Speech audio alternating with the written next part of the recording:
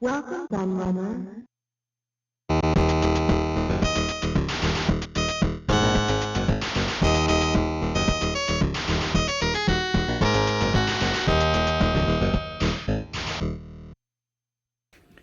Hello everybody, Kieran aka The Laird here, and I have a hardware review for you, as you can already tell. And today we are going to be looking at a machine in a somewhat of a recurring series for me, because I've pretty much already covered most of its siblings, or many of its siblings should I say. And as you can see from the title and in front of us, it's the Atari 65XE, and I have already in previous videos covered the 130XE, which is obviously pretty similar. I'll go into the differences in due course, but I've already linked the video up there in the right hand corner for those of you who would like to go and watch my review of the 130XE. I also previously actually covered an older model, pre-XE, in the 800XL, the machine that many people believe is the best model in the Atari 8-bit range to own.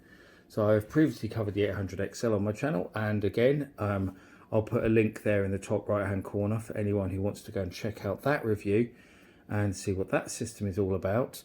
And I did actually previously review the Atari XE game system on my channel, which you can see in the middle of the background there. But I reviewed it on my old channel. It was an extremely long review. It was actually over an hour long, and I haven't re-uploaded that video onto the new channel. And the reason being is I'd like to remake the video, not so long and in better quality. So I won't link that because I haven't re-uploaded it, but expect an upcoming video on the XE game system, which is interesting because it's obviously a consoleized version of the Atari 8-bit computer. In fact, the machine that we're looking at today, the 65XE, and the XE game system are virtually identical in hardware inside. There's the real only difference, it obviously has a consoleized version, but it has the same memory, same chipset, etc. So there's a very strong similarity between those machines, but the ZEGS is obviously, as people call it, is a little bit more interesting. But yes, we'll look at that later on. So the machine we're going to be concentrating on today is the 65XE, and this is a very recent marketplace pickup of mine. I actually picked this up in a job lot, and I'll give a little spoiler here, with an Amiga 12,000, and that will be an upcoming video too.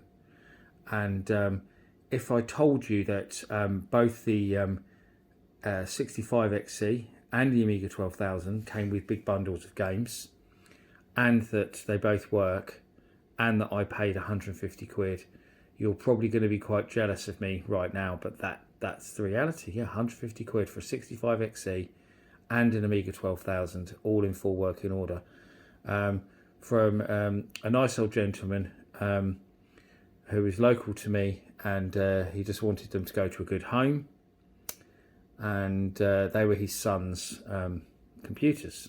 He still had them in his storage, and was trying to have a bit of a clear out, so I was very happy to take them off his hands, especially for that price. So let's take a little bit more. So you'll see already that this one is pretty yellowed. I mean, I thought my 130XE was actually a bit yellowed, with the keys have gone very yellow, but this one is even worse. As you can see, the keys have gone really yellow. These really stand out, the function keys as well. But concentrating on the design of this system for a moment, because I think that's important. The most striking thing I think about the XE range is they look completely different to all the previous 8-bit models, the 400, the 800 and the XL machines, because they went for this kind of off-white colour. And the reason why, you've probably already noticed this anyway, is that they were made to resemble the new Atari ST. Atari Corp wanted to relaunch the 8-bit range once they sold through the existing XL models that they'd inherited from Warner Atari. they wanted to relaunch the Atari 8-bit range in a cost-reduced form. They found a way of producing the chipset cheaper, of cheapening on some of the parts, like the keyboard isn't as good on the XE range, moving a few things around like that to make them cheaper to manufacture. So, and they wanted their whole line to look standardized, so they made the XE machines, the 65 and the 130, resemble basically miniature STs. I mean, these keys are the same as the F keys on the ST, as you'll probably notice. I'll put an ST up in the top right hand corner actually, just so you can see the similarity. So yeah, they are the same as the F keys on the top on the ST. The colour's the same, the badge design's the same. These vertical diagonal grills along the back of the machine are the same. The power light down the bottom, very, very, very, very similar design. Even when we go around the case in a moment, you'll see so many similarities with the design of the XE computers and the ST. And I like it. I think as far as the 8-bit models go, actually, I think the XEs are the nicest looking machines. A lot of people say the original 800, but it's a bit of a big beast. I didn't think it was that attractive. It's very of its time, I suppose. It's a very late 70s design, but I really like the modern sort of stylish looks of the XE machines, actually, especially the XE GS, which a lot of the Zegs, which a lot of people don't like, because they hate those plastic buttons, but I love them. I love the styling of the XE game system. I think it's a beautiful looking console, probably my favourite looking console actually, between that and the Mega Drive 1. Both great looking consoles. But yes, I really like this design, although it does have some downsides, which I'll explain. I'll explain many of them in the 130XE video as well. I'll try not to make this video too long, because I will be covering some ground that I've covered before.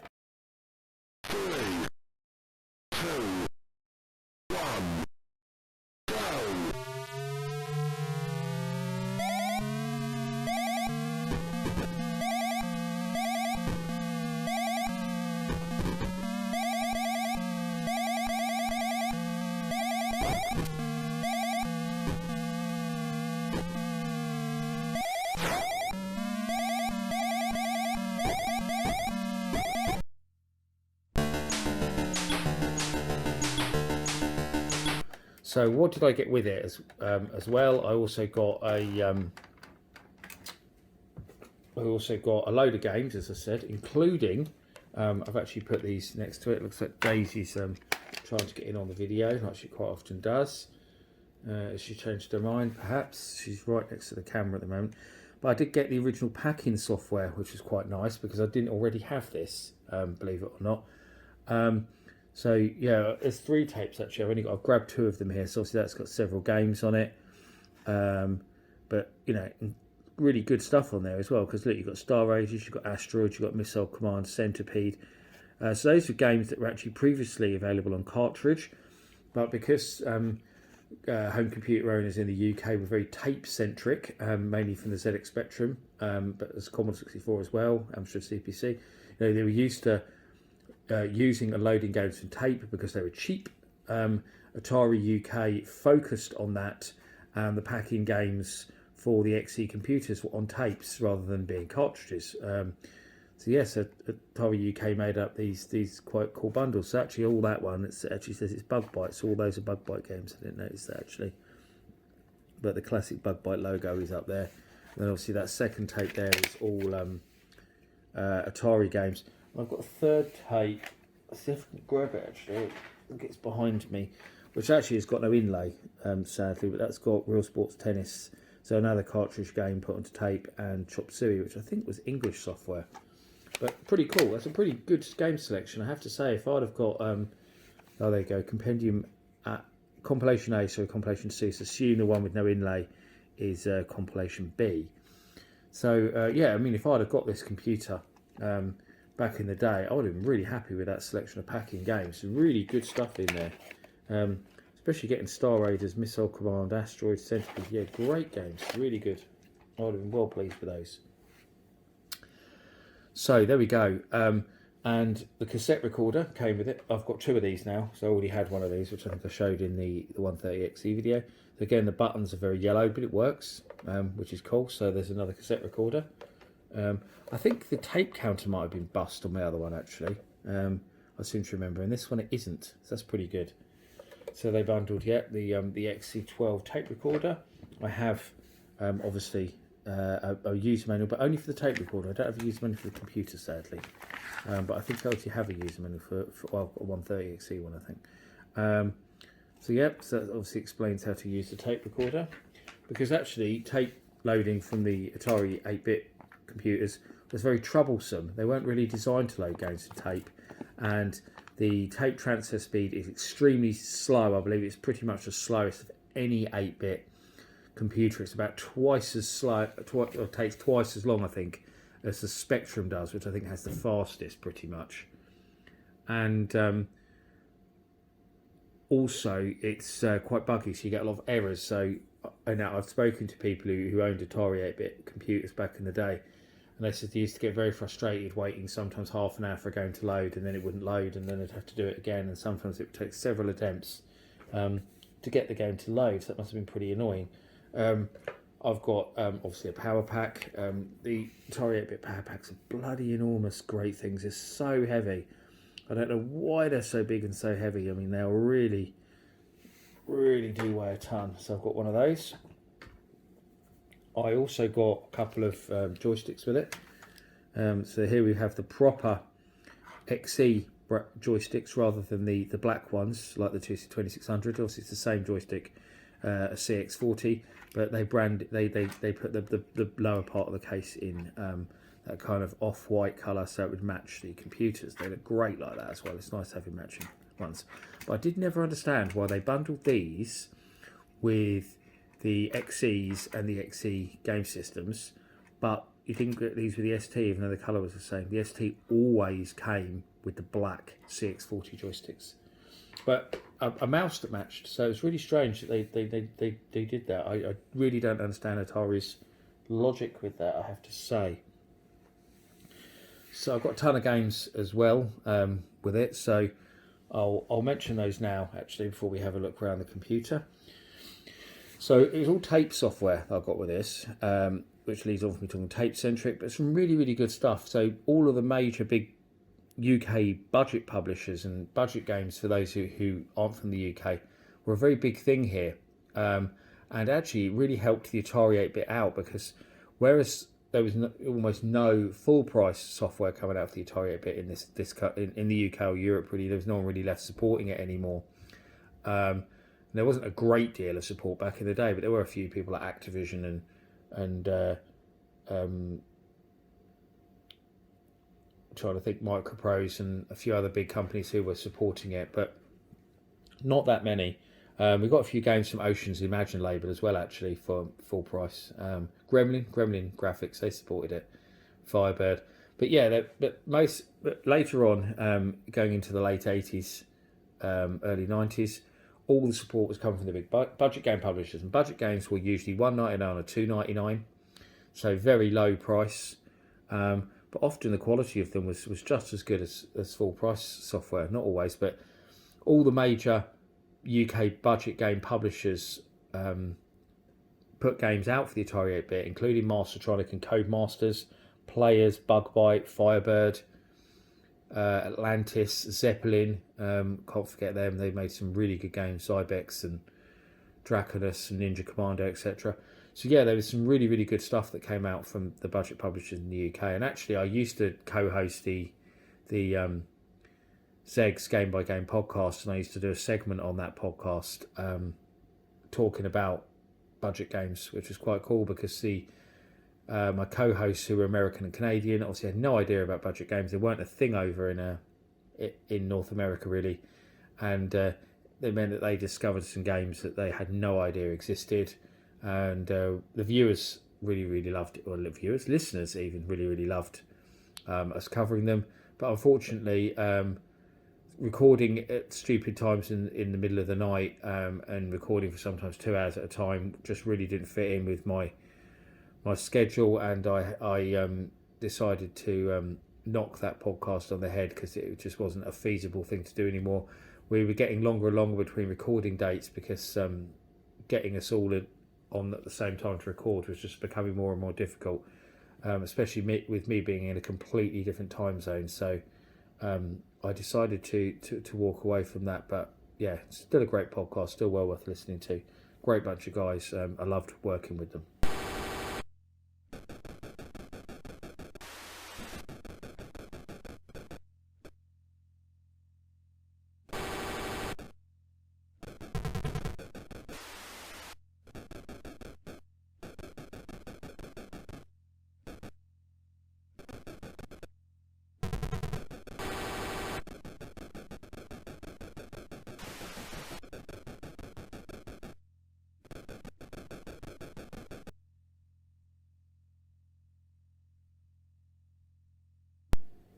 So yes, so let's look at so some of these budget games here. So there's budget re-releases. So for example, Kickoff, that was originally released full price by Anco, but re-released on Biteback. Another budget re-release I have somewhere here is Ghostbusters, so obviously originally by Activision, re-released on Mastertronic's Ricochet label, so that says $2.99. Then there's an example of a $1.99 game actually, Firebird. Did a lot of the $1.99 stuff in their Silver range, which later they actually called Silverbird. So there's quite a few Silverbird games for the Atari 8-bit as well. We've got stuff from Player Software here, who are quite a good one. The budget label of Interceptor Software. So Players did a lot of great Atari 8-bit games. So Stratosphere there, Dizzy Dice. Little Mastertronic stuff down here. So Bomb Fusion and Rogue, classic game there, Rogue. I've got a Zeppelin one here, so Speed Ace. Some stuff by Atlantis. So Daylight Robbery and Pothole Pete.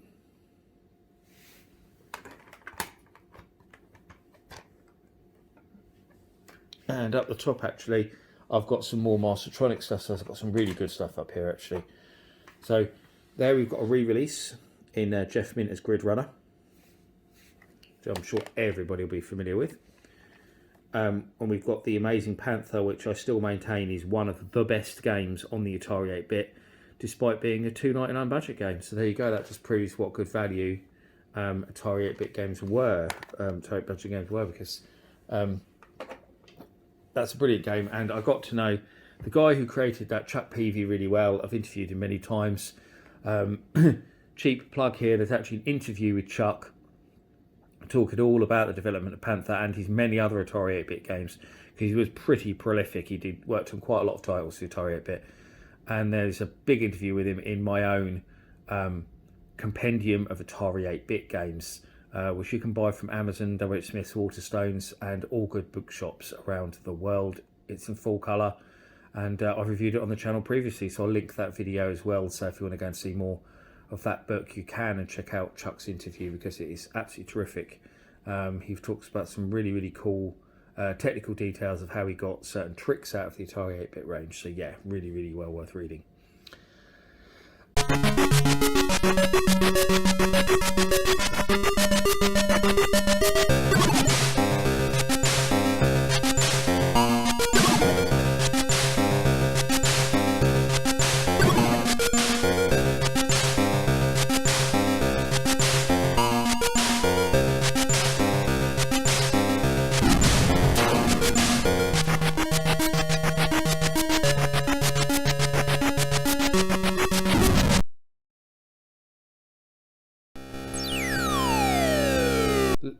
Okay, so let's go back to the actual computer itself then.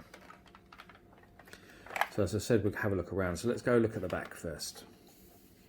So on the back of this computer, we have the SIO port called peripheral there. So obviously, as it shows the little icons above, that's for plugging in printers, hard drives, cassette deck, the disk drives, modems, all of that stuff. We also have a cartridge port.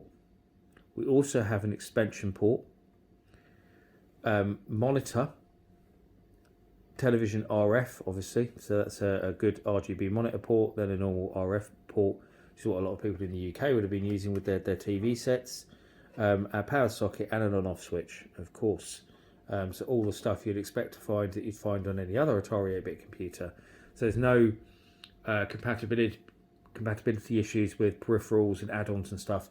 The ones from the previous Atari 8-bit computers will work on the XE range, because that was something that some computer manufacturers did actually, is when they made upgraded models later on, they changed ports around and stuff like that. Looking at you, Sinclair is a very notable example of that. So then you had to create new peripherals and stuff like that. No such problem with the Atari 8-bit range. All the great ports. The only thing I will add actually is I've mentioned it before, but having the cartridge port on the back was horrible. It's really awkward trying to all the time reach over to the computer to get the cartridge in and out. I think that was a terrible idea. I guess they thought that so many people would be using the cartridges with this, so there obviously was a specific range of XE branded cartridge software, which I have shown. I think I showed a lot of it actually in my video on the 130XE, and I will do in the Zegs video as well, so that's why I've not done that in this one. I've shown tape games instead, and although that was, I suppose, more aimed at the XE game system in a way, with it being a console and using cartridges. But yeah, the cartridge port on the back was really awkward. I think it would have been much better to have had it on the left-hand side, because on the left-hand side there is nothing. So you could have very easily, I think, had a cartridge port here on that side, which would have been much better. Or indeed to have had it on the top, like it is on the XE game system, and like how it was on the XL computers as well, having a cartridge port on the top. So yeah, having one on the back, yeah, not the greatest idea, that. On the other side, we have our two joystick ports, as you probably expected. Usual Atari standard joystick ports, great stuff. And have a look at the back. So not a lot on the bottom there, still got the serial number and a sticker. Atari Corporation, made in Taiwan.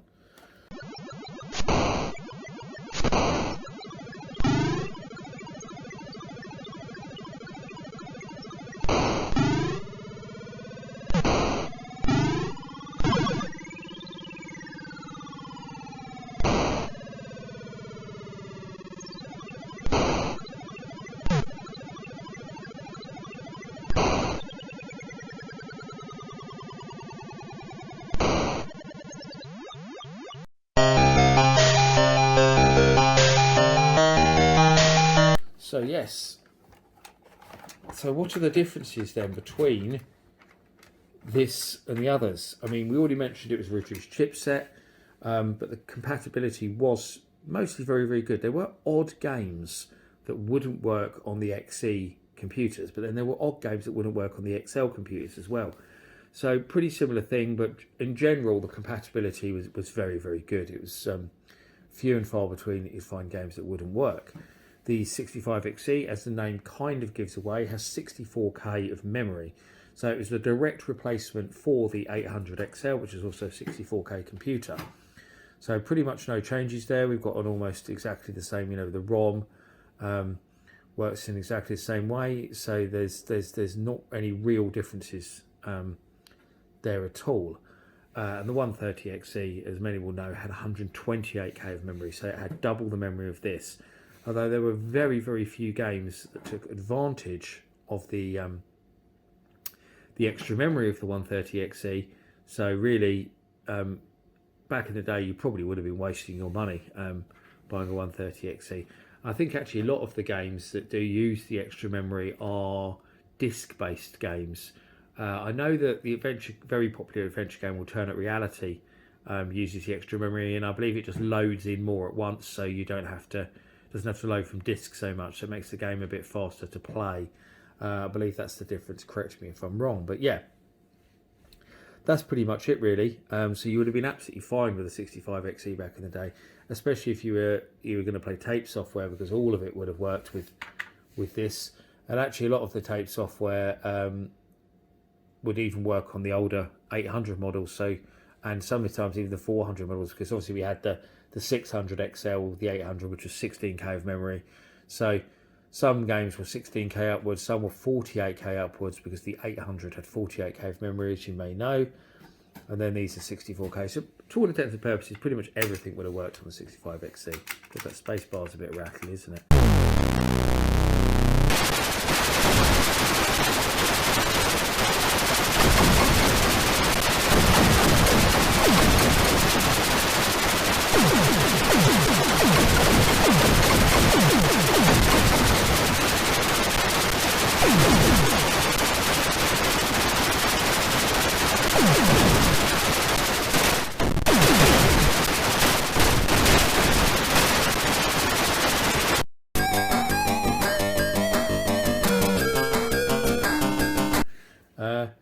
Yeah, and that's pretty much all there is to tell you, really. I mean, I think I told this story in the 130XE video, actually, but I nearly got a 65. It was either 65 or 130, I'm not sure, but I think it was a 65XE back in the day instead of a Spectrum, because my dad had seen it on display in Toys R Us with the full pack. That actually, I think it came with the light gun and everything as well. And he'd seen it in Toys R Us and thought it was much better value for money than the Spectrum that he got me, and said that the graphics and sound were much better, which they were, but I really wanted a Spectrum because that's what all my friends had. But in hindsight, actually, I wish I had got the XE, and I think I would have loved it if I had, because not long after that I had a real hankering to get a console because I got fed up with tape software, unreliability of it and loading from tape all the time, so I ended up actually picking up an Atari 2600 because that was about all I could afford at the time. Whereas if I'd got one of these, I would have had all the advantages of a computer with a full keyboard and a console, because it could play cartridge games. And I think I would have been really happy had I got this computer, and it probably would have lasted me through to when I upgraded to an ST quite happily. That's all there is to tell you, really. Is the Atari 8-bit range, is it worth getting one? Most definitely. It's my favourite 8-bit computer, even over the Spectrum, which is obviously what I grew up with and what I have all the nostalgia for. I think if you're into retro gaming, you should own an Atari 8-bit computer. It's that simple. In terms of which model you should own, probably the best overall model to go for is the 800XL, if you can find one. But the XE machines certainly aren't bad. The main reason why I say that is because of the keyboards aren't as good. These aren't as reliable. You often find a lot of these have bad memory that needs replacing, so they're not quite as reliable. You often find a lot of broken ones. Indeed, my 130XE doesn't work, actually. It needs the memory replacing. And so yes, you often find that. You find the XLs are a bit more reliable. The XLs have a better keyboard and the cartridge slot on the top, which is nicer. But if you can get a 65XE cheap, then obviously don't turn it down, because it's still a great computer. It's it's the differences can be worked around with, and especially if you're going to use modern flash devices, then you probably won't care about the cartridge port, because you just plug and one of those in the back and have all the games in one go and all that anyway. So yeah, it's not too much of an issue. But yeah, that's it really. I love the Atari 8-bit range. I think it's fantastic. So many classic games. I've had so much fun with it since I bought one. It's still one of the retro systems that I play very regularly. I've been the Laird. I thank you for watching my review of the 65XE, and I'll see you all again for another video very soon. Bye bye.